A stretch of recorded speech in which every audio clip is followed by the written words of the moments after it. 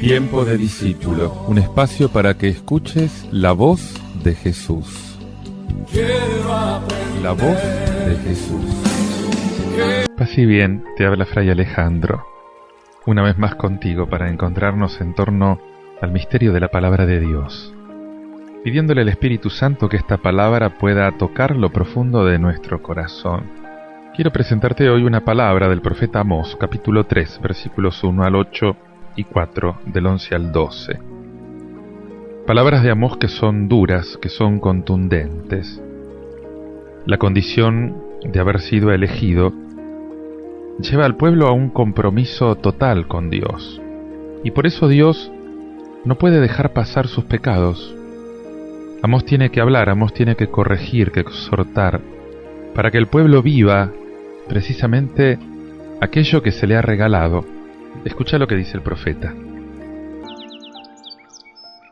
Escuchen esta palabra que el Señor pronuncia contra ustedes, israelitas, contra toda la familia que yo hice subir del país de Egipto. Solo a ustedes los elegí entre todas las familias de la tierra. Por eso les haré rendir cuenta de todas sus iniquidades.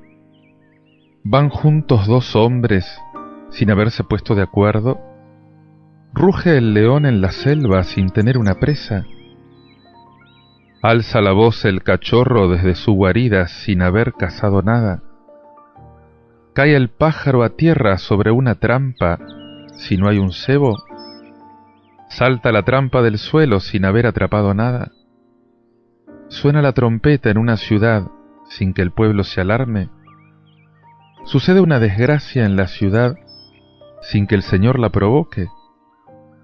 Porque el Señor no hace nada sin revelar su secreto a sus servidores los profetas. El león ha rugido, ¿quién no temerá? El Señor ha hablado, ¿quién no profetizará? Yo les envié una catástrofe como la de Sodoma y Gomorra, y ustedes fueron como un tizón salvado del incendio. Pero ustedes no han vuelto a mí. Por eso, mira cómo voy a tratarte, Israel. Y ya que te voy a tratar así, prepárate a enfrentarte con tu Dios, Israel.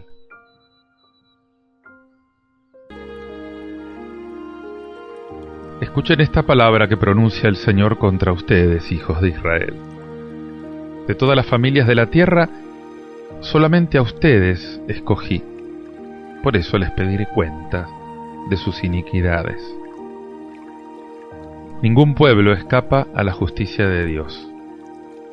Y Amós afirma con un vigor no superado la igualdad de todas las razas y de todas las naciones delante de la justicia y la misericordia de Dios. Hay que leer la lista de los crímenes de Damasco, de Gaza en Filistea, de Tiro en Fenicia, de Edom, de Amón, de Moab, todos vecinos paganos. Todos deberían obrar según su conciencia. Lejos de ser un privilegio, la elección particular del pueblo de Israel por parte de Dios es una responsabilidad mayor. Amós invita a profundizar la idea de la alianza. Maestro de todos los pueblos, fiador de todas las conciencias humanas, Dios eligió un pueblo para que fuera el testigo de una determinada concepción de la existencia. Lleva a la oración esta responsabilidad particular que el Señor te da, que procede de esas gracias de elección con las que has sido colmado. Jesús también va a decir lo mismo. Yo les digo, en el día del juicio habrá menos rigor para Sodoma que para ti. Mateo 11:24. Dios es coherente con sus ideas. Amós anuncia a Jesús.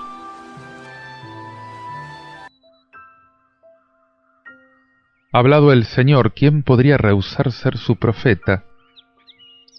Seguramente le debieron preguntar a Amós, después de todo, ¿quién nos prueba que estás hablando en nombre de Dios? Y Amós responde, muy firme, todo lo que tiene su vocación de inesperado, de irresistible, viene de Dios. Cuando Dios habla, ¿quién se le puede resistir? Te pido, Señor, que nos des esta convicción fuerte, como una evidencia de que tú eres quien nos llama en determinados momentos de nuestra vida. En lugar de quedarnos en el nivel elemental, en el nivel banal del azar, de pensar que las cosas suceden por casualidad, de las influencias psicológicas, de los condicionamientos de la herencia o del medio, te pido que sintamos, Señor, todo lo que hay de trascendente en ciertas llamadas que oímos, en todos esos compromisos que nos están llamando. Es que nada menos que el Señor Dios es el que nos está hablando en esos instantes y en esos acontecimientos. Y también podemos decir con el profeta, ¿y quién va a rehusar escuchar su llamada?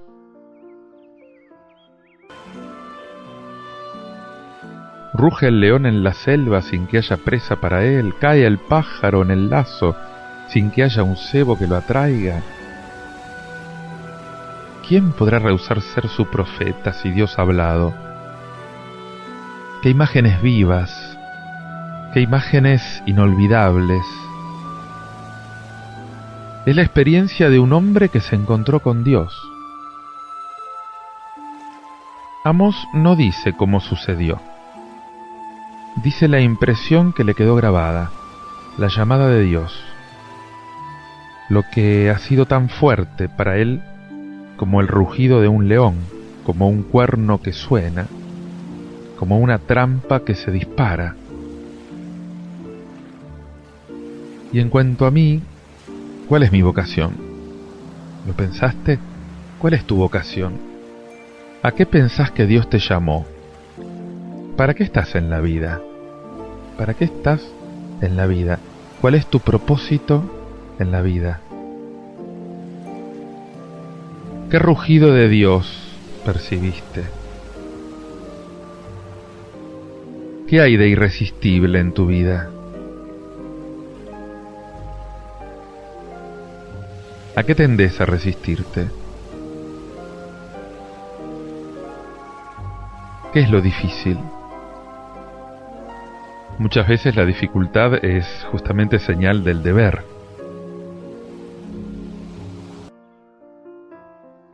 Y dice el profeta, prepárate, Israel, a encontrar a tu Dios.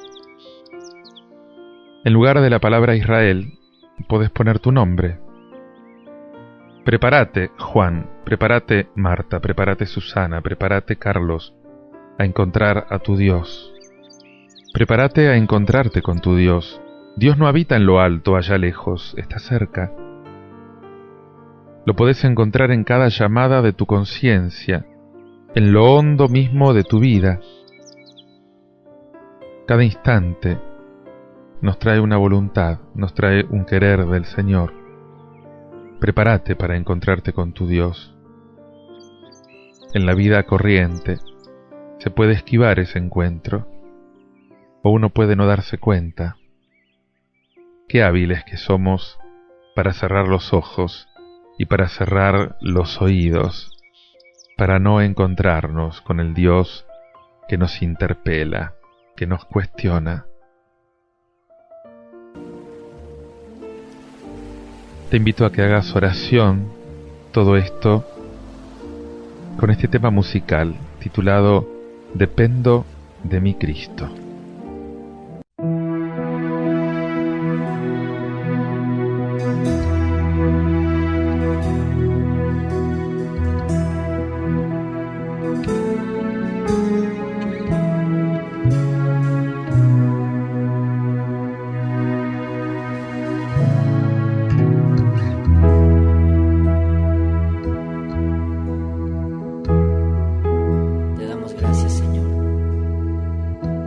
Porque tu amor ha sido en nosotros, porque tu palabra, Señor, ha sido puesta en nuestros corazones, y tu presencia, Señor, se ha dejado sentir en nuestras vidas.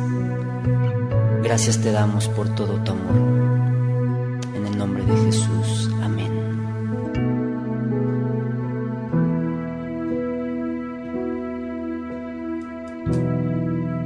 Yo dependo de mi Cristo,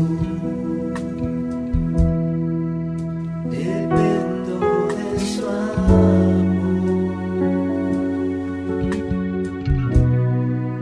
Cristo, dame la fuerza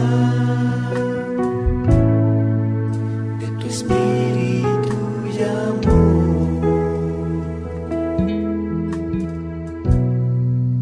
Ilumina mi camino,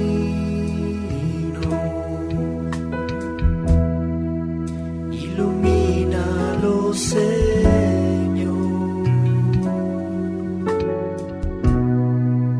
que tu palabra guíe cada paso que yo doy.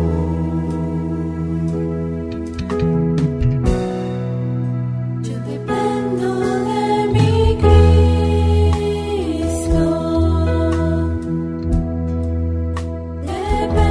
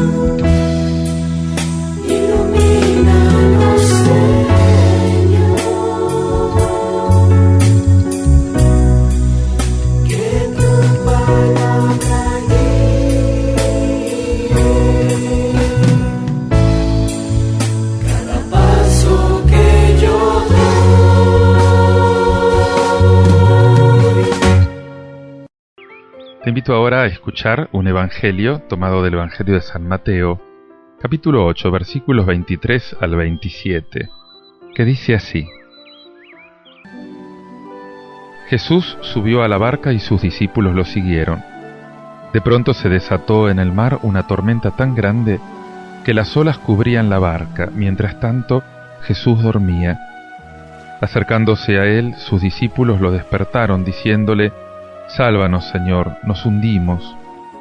Y él les respondió: «¿Por qué tienen miedo, hombres de poca fe?».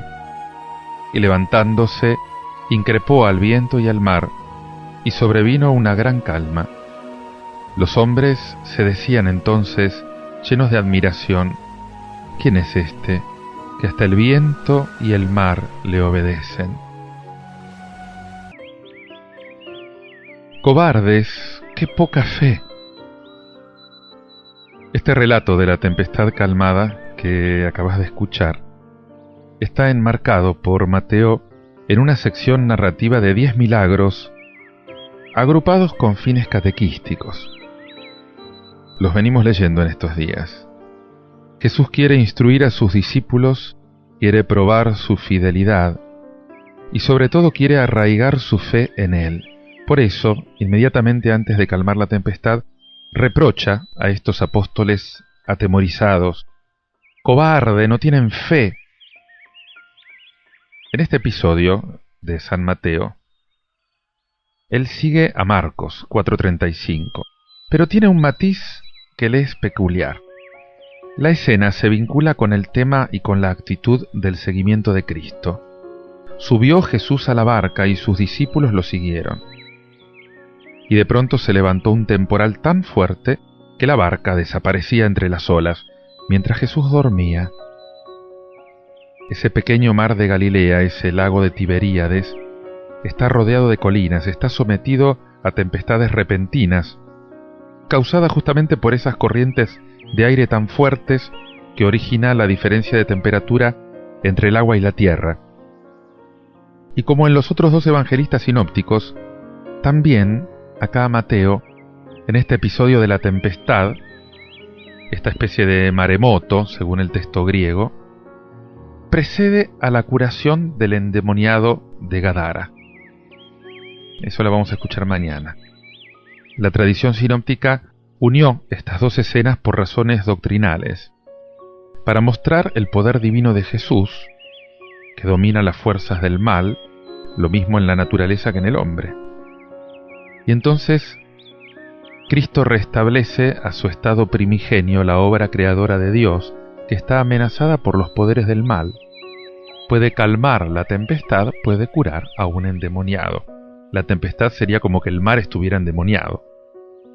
Y por eso al final van a decir los discípulos unos a otros: ¿quién es este? Hasta el viento y el agua le obedecen. Y la respuesta es obvia. ¿Quién es? Es Dios. Y entonces acá el Evangelio de Mateo alcanza ese objetivo catequístico, que está orientado a la iniciación de los discípulos en el seguimiento de Cristo, cuya condición primera es justamente la fe. Y entonces así van a poder resistir en un futuro próximo todas esas borrascas, todas esas tormentas que son propias de la vida de la comunidad cristiana, de una comunidad que vive en medio del mundo y que tiene que soportar también persecución. La prueba de la fe. La súplica desesperada de los apóstoles ante el acoso del viento y de las olas. «Señor, sálvanos que nos hundimos». Fíjate que demuestra una fe inicial en el poder de Jesús. Y de manera más palmaria que en el relato paralelo de Marcos, en que los discípulos despiertan a Jesús diciéndole: «Maestro, ¿no te importa que nos hundamos?». Pero sucede que esa fe inicial no era lo suficientemente madura, no era lo suficientemente fuerte como para vencer el miedo mediante una confianza incondicional en el Señor. Fácilmente podemos trasladar esta escena a la situación de la Iglesia, tanto de los orígenes que muy pronto conoció la persecución, la muerte, los encarcelamientos, también como la iglesia de hoy, de todos los tiempos. Esa iglesia que camina hacia Dios entre cansancios y entre esperanzas. Y debido a nuestra fe tantas veces débil, nos ponemos nerviosos, tenemos miedo. Pero Jesús no falla, porque Él siempre guía a su pueblo. Lo mismo en tiempo de calma que en tiempo de crisis o en tiempo de persecución o de adversidad. Porque Él lo prometió y Él lo cumple. Yo estaré con ustedes hasta el fin de los tiempos. Y por eso el poder del mal no hundirá nunca la barca de la iglesia. El seguimiento de Cristo tiene sus dificultades, las tiene hoy como las tuvo ayer.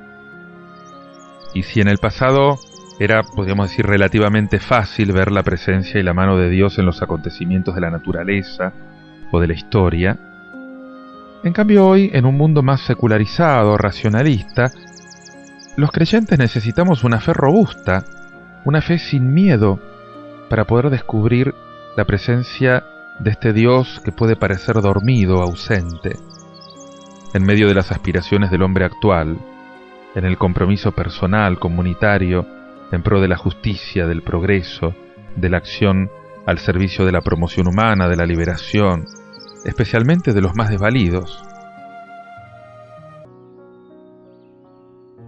No van a faltar los momentos de prueba para nuestra fe, que son similares a esta tormenta del lago, cuando la tempestad nos azota tantas veces despiadada, cuando la iglesia de Cristo es perseguida, contradicha, cuando el mal parece que triunfa, que se oscurecen los valores del bien, de la verdad, cuando sufrimos injustamente, cuando nos visita el dolor de un modo tan insistente, cuando la pobreza o la enfermedad o la desgracia o la muerte hacen un acto altanero de presencia en nuestra vida, o cuando, en una palabra, nos duele el silencio de Dios, que parece estar durmiendo la siesta y no nos atiende, igual que Jesús en esta barca. Entonces esa queja surge espontánea en nuestros labios. Señor, ¿no te importa que nos hundamos? Si nuestro grito es una oración, está bien. Pero si es desconfianza por falta de fe, vamos a tener que escuchar ese correctivo de Jesús. Cobarde, qué poca fe que tenés.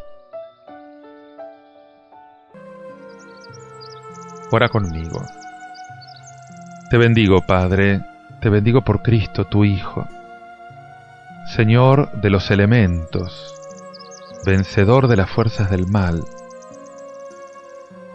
Aunque a veces me olvide, Él viene conmigo. Él viene en esta travesía en el mar de la vida. ¿Por qué dudar? ¿Por qué dudar? Hoy quiero renovar mi seguimiento de Cristo. Y para esto te pido, Señor, Padre, que me renueves la audacia de la fe.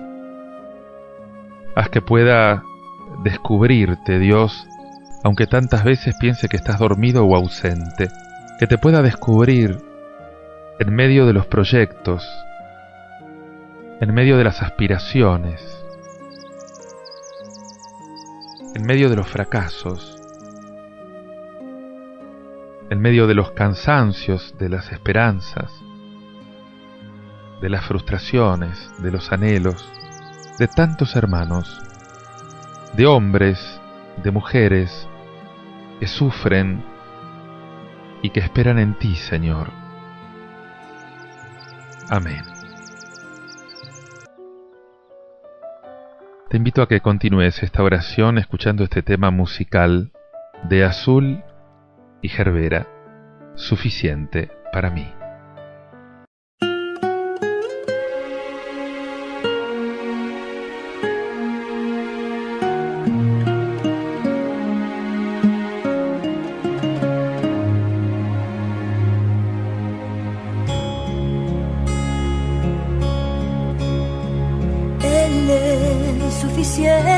para mí, es suficiente para ti, Cristo el Señor.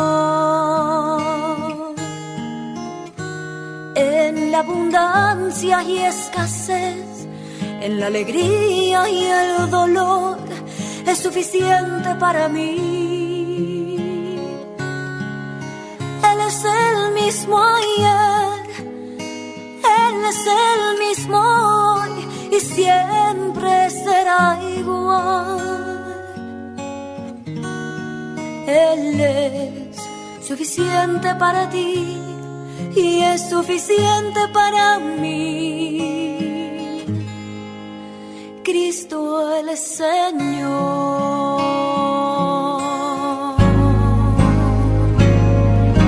Por eso levanto mis manos para agradecer ese don maravilloso, esa gracia derramada que cuida de mí. Él es el mismo ayer, Él es el mismo hoy y siempre será igual. Él es suficiente para ti y es suficiente para mí. Cristo el Señor.